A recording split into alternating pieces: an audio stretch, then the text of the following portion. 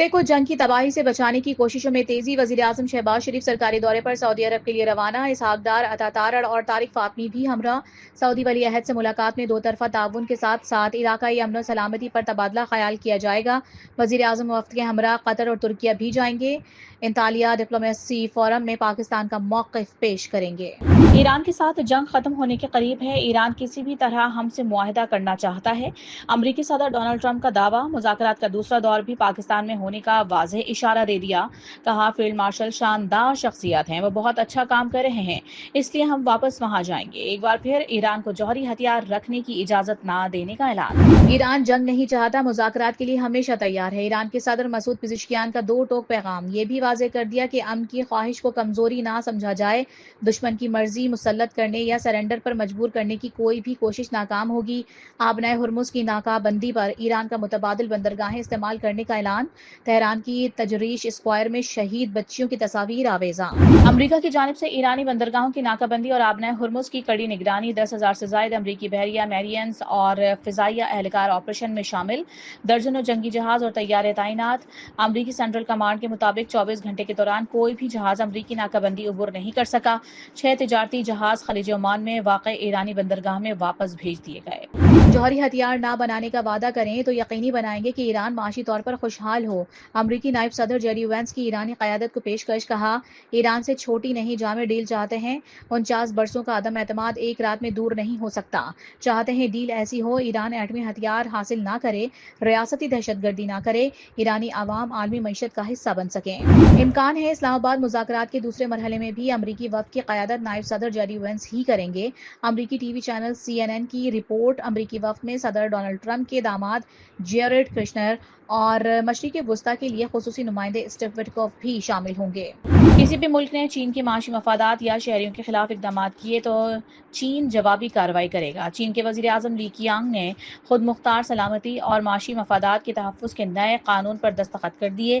20 شقوں پر مشتمل نیا قانون فوری نافذ العمل ہو گیا۔ چین کے خلاف اقدامات میں شریک غیر ملکی افراد اور اداروں کے ناموں پر مشتمل ایک فہرست بھی تیار کی جائے گی۔ روس نے چین کو توانائی کی ضروریات پوری کرنے کی پیشکش کر دی۔ روسی وزیر خارجہ سرگئی لاروف کی بیجنگ میں چینی صدر شی جن پنگ سے ملاقات۔ خطے کی صورتحال اور دو طرفہ تعلقات کے فروغ پر تبادلہ خیال۔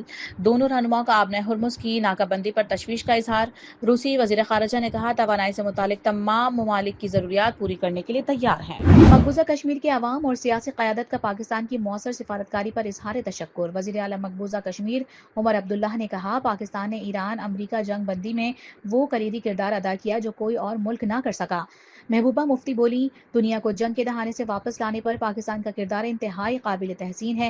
حریت رہنما میر وائز عمر فاروق آغا سید روح اللہ مہدی کا بھی پاکستان کی کوششوں کا خیر مقدم۔ ایران اور وسطی ایشیا کے ساتھ تجارتی روابط میں پیش رفت۔ نیشنل لاجسٹک کارپوریشن نے گبد بارڈر ٹرمینل کو TIR کے لیے فعال کر دیا۔ متبادل راہداری سے افغانستان پر انحصار ختم۔ کراچی سے تاشقند بھیجے گئے گوشت کے کنٹینرز کی ترجیحی ہینڈلنگ اور کلیئرنس کے بعد ازبکستان روانہ۔ نئے روٹ سے فاصلہ کم ہوگا، لاجسٹکس اخراجات میں کمی اور تجارت میں بہتری آئے گی۔ سعودی عرب سے $3 ارب آئندہ ہفتے مل جائیں گے۔ سپورٹ اضافی ڈپازٹس کی صورت میں ہوگی۔ رقم کی ہر سال کی بجائے 3 سال بعد توسیع ہوگی۔ وزیر خزانہ محمد اورنگزیب نے سعودی ہم منصب سے گفتگو کی تفصیلات بتا دیں۔ واشنگٹن میں گفتگو کرتے ہوئے بتایا کہ گزشتہ ہفتے $1.4 ارب کی ادائیگیاں کر دیں۔ IMF سے تقریباً $1.3 ارب کی قسط جلد ملنے کی توقع۔ ایران امریکہ ڈیل کے امکانات سے معیشت پر مثبت اثرات۔ پاکستان اسٹاک ایکسچینج میں زبردست تیزی۔ کاروبار کے دوران 5 سے زائد پوائنٹس کا اضافہ۔ 100 انڈیکس 1,70,500 کی سطح عبور کر گیا۔ جنوبی کوریا کے اسٹاک مارکیٹ میں 3% کا اضافہ۔ جاپان، ہانگ کانگ اور شنگھائی کے بازار حصص میں بھی مثبت رجحان۔ عالمی منڈی میں خام تیل کی قیمت میں مزید کمی آ گئی۔ برنٹ خام تیل $95.21 فی بیرل پر آ گیا۔ امریکی خام تیل WTI $91.06 فی بیرل میں فروخت کیا جا رہا ہے۔ دوران ٹریڈنگ مربن کروڈ آئل فی بیرل $100.80 تک پہنچ گیا۔ امریکہ کی میزبانی اور ثالثی میں اسرائیل اور لبنان کے درمیان مذاکرات کا پہلا دور اختتام پذیر۔ اسرائیل لبنان جنگ بندی پر تفصیلی تبادلہ خیال۔ دونوں جانب سے مطالبات پیش کر دیے گئے۔ امریکی محکمہ خارجہ کے مطابق مذاکرات سے متعلق تفصیلات میڈیا کو جلد ہی جاری کی جائیں گی۔ غزہ کے مظلوم فلسطینیوں پر اسرائیل کے حملے نہ رک سکے۔ اسرائیلی فوج کی وحشیانہ بمباری میں 2 بچوں سمیت مزید 11 فلسطینی شہید۔ حملوں میں شاتی پناہ گزین کیمپ اور بیت الحیہ سمیت شمالی غزہ کے کئی مقامات کو نشانہ بنایا گیا۔ عارضی جنگ بندی کے خاتمے سے اب تک قابض افواج کی کی کارروائیوں میں 1757 افراد شہید اور 2111 زخمی ہو چکے۔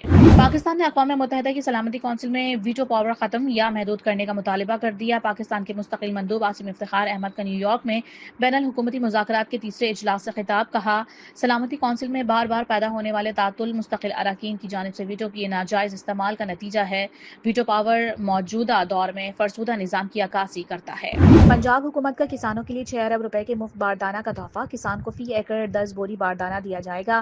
وزیر زراعت پنجاب عاشق حسین کرمانی کی وزیر اطلاعات اسما بخاری کے ہمراہ پریس کانفرنس۔ کسانوں سے باردانہ کے لیے خود کو رجسٹرڈ کرانے کی اپیل، کسی بھی شکایت کی صورت میں ٹول فری نمبر بھی جاری کر دیا گیا۔ اسلام آباد میں کسانوں کے لیے خصوصی سبسڈی پروگرام کا اعلان، 12.5 ایکڑ سے کم ملکیتی زمین کے حامل کسان مستفید ہو سکیں گے۔ پاکستان آسان خدمت ایپ پر کسان 3 آسان مراحل میں سبسڈی کے لیے رجسٹرڈ ہو سکتے ہیں۔ اسمارٹ فون نہ رکھنے والے کسان 1725 ہیلپ لائن پر بھی رابطہ کر سکتے ہیں۔ باپ سے پہلے فوت ہونے والے بیٹے کی وراثتی حقوق بحال، وفاقی آئینی عدالت کا 58 سال سے زیر التوا وراثتی کیس کا فیصلہ، والد عبداللہ خان کی وراثت دوبارہ تقسیم کرنے کا حکم، کیس 1968 سے زیر التوا تھا۔ شدید گرمی میں بجلی غائب، شہریوں کا برا حال، غیر اعلانیہ لوڈ شیڈنگ سے معمولاتی زندگی شدید متاثر، گرمی اور لوڈ شیڈنگ کے ستائے عوام کے لیے محکمہ موسمیات کی خوشخبری، کل سے 19 اپریل کے دوران بارشوں کی پیش گوئی، اسلام آباد، خیبر پختونخوا، گلگت بلتستان اور کشمیر کے کئی مقامات پر بادل جم کر برسیں گے۔ کراچی میٹرک امتحانات میں پیپرز آؤٹ ہونے کی روایت برقرار، 9ویں کا فزکس کا پرچہ بھی شروع ہونے سے آدھا گھنٹہ پہلے ہی سوشل میڈیا پر وائرل۔ امتحانی نظام کی شفافیت پر ایک بار پھر سنگین سوالات، بورڈ کی جانب سے کی جانے والی لائیو مانیٹرنگ بھی نقل کی روک تھام میں ناکام۔ اور پاکستان سپر لیگ 11 کا میلہ کراچی میں جاری، ایونٹ کے 23ویں میچ میں آج پشاور زلمی اور کوئٹہ گلیڈیٹرز مد مقابل آئیں گی۔